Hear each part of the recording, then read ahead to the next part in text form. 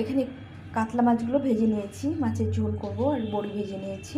আর এখানে পাবদা মাছ আছে, পাবদা মাছগুলো কি বড় বড় দেখো। এই পাবদা মাছের আজকে সর্ষে পোস্ত করবো।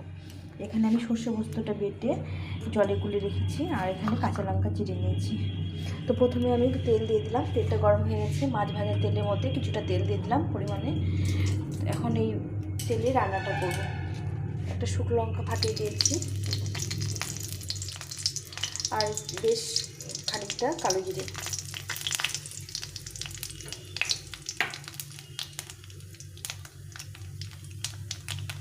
ফোড়নটা একটু হয়ে গেছে, এখন আমি এর মধ্যে দিয়ে দেবো এই টমেটো কেটে রেখেছিলাম টমেটো। এখন এর মধ্যে দিয়ে দেবো স্বাদ মতো লবণ আর হলুদ দিয়ে এটাকে ভালো করে একটু সমস্তকে কষিয়ে নিতে হবে। এভাবেই সর্ষে পোস্ততে পাবদা মাছ খেতে ভীষণ ভালো লাগে। টমেটোটা ভাজা ভাজা হয়ে গেছে, এখন আমি এই সর্ষে পোস্তের জলটা দিয়ে দেবো।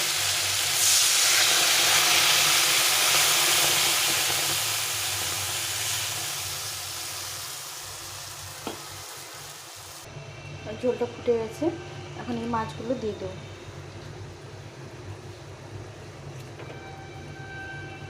এখানে 5টা মাছ আছে, সেই অনুযায়ী পোস্ত আর সর্ষে বেটে নিয়েছে।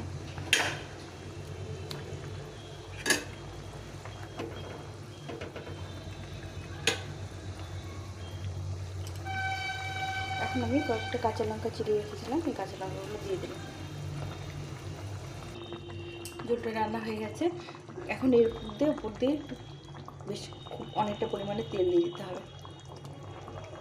এই তেলটার জন্য খেতে খুব ভালো লাগে।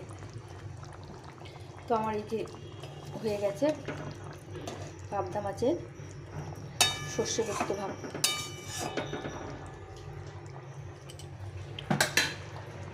কেমন লাগলো বন্ধুরা রেসিপিটা অবশ্যই কমেন্ট করে জানিও, আর একটা লাইক বন্ধুদের সঙ্গে শেয়ার করো। নতুন বন্ধুরা অবশ্যই সাবস্ক্রাইব করে পাশে থেকো। এখন এটা নামিয়ে দেবো।